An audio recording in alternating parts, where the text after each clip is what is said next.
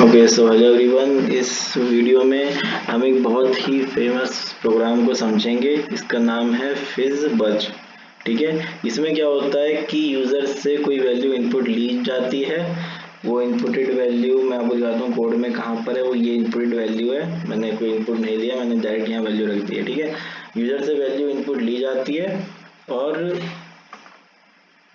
और अगर वो 3 से डिविजिबल है तो प्रिंट होता है फिज। अगर वो 5 से डिविजिबल है तो प्रिंट होता है बज। नहीं तो अगर दोनों से वो डिविजिबल है तो होता है प्रिंट फिज बज। और अगर वो किसी से भी डिविजिबल नहीं है तो डायरेक्ट तो सिर्फ और सिर्फ वही वही वही प्रिंट हो जाता है। ठीक है, तो इसके लिए हम चलिए समझते हैं कि ये कोड इसकी कोडिंग कैसे हुई है। सबसे पहले हमने लिया यहाँ पर एक loop for I in range 1 to 51। तो मतलब आई की रेंज अब 1 से 50 तक जाएगी, ये बात आप भूलिएगा मत। ठीक है, for I in range 1 to 51 में वैल्यू आएगी 1 से 50 तक। ठीक है, if I is divisible by 3, मतलब if I mod 3 is equal to 0, कि अगर आई को अगर हम 3 से डिवाइड करें तो उसका रिमाइंडर 0 आए।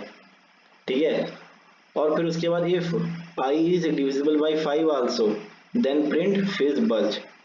ठीक है, ये एंड एक नया टर्म है आपके लिए। इसमें क्या होता है कि जैसे हम जानते हैं कि कोई अगर हम मल्टीपल चीज़ें प्रिंट, अगर हम एक लूप में प्रिंटिंग हो रही है तो क्या होगा, जैसे मान लीजिए मैंने एक लूप लगाया प्रिंट करने का नंबर्स फ्रॉम 1 to 10। तो नंबर्स प्रिंट कैसे होंगे 1 2 3 4 ऐसे ना, लाइन हर एक उसके बाद लाइन चेंज हो रही है। ठीक है, उस लाइन चेंजिंग को रोकने के लिए मैंने ये लगाया है एंड, ताकि लाइन ना चेंज हो, ताकि वो सेम लाइन में प्रिंट होते जाएं। ठीक है, और फिर दोनों में डिफरेंस आएगा सिर्फ एक गैप का। मैंने यहाँ पर लगा दिया गैप हर एक वर्ड के बाद। ठीक है, यहाँ पर भी इसलिए मैंने लगाया एंड इक्वल टू 0, ताकि हम एक हॉरिजॉन्टली हम आउटपुट ले पाए उनसे। ठीक है, सिस्टम से। तो अगर आई 3 और 5 से दोनों से ही डिविजिबल है तो प्रिंट होएगा फिज बज। एल्स एल्स है ये इफ के नीचे, if of I divisible by 5 और नॉट।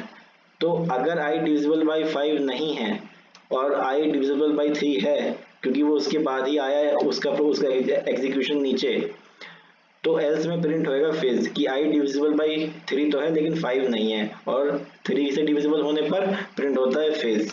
ठीक है, और अगर आई 3 से भी डिविजिबल नहीं है तो एल्स इफ हम लगाएंगे, और यहाँ पर फिर हम चेक करेंगे कि क्या आई 5 से डिविजिबल है। क्योंकि देखिए सबसे पहले प्रोग्राम आया यहाँ पर कि क्या आई 3 से डिविजिबल है। अगर यही कंडीशन फॉल्स हो जाए तो फिर हम ये देखेंगे कि क्या आई 5 से डिविजिबल है। अगर ये ट्रू हो गई तो प्रिंट होएगा बस। अगर ये फॉल्स हो गई तो हमारे पास आखिरी स्टेटमेंट बचता है एल्स का, कि प्रिंट उस आई को हम प्रिंट कर देते हैं। मैंने यहाँ पर आई को स्ट्रिंग में इसलिए किया है क्योंकि मैंने यहाँ पर उसकी कॉन्कैटिनेशन की है एक ब्लैंक स्पेस के साथ, और कभी भी एक इंटीजर और एक स्ट्रिंग की आपस में कॉन्कैटिनेशन नहीं होती, इसलिए मुझे आई को स्ट्रिंग में कन्वर्ट करना पड़ा आई की हर एक वैल्यू के लिए।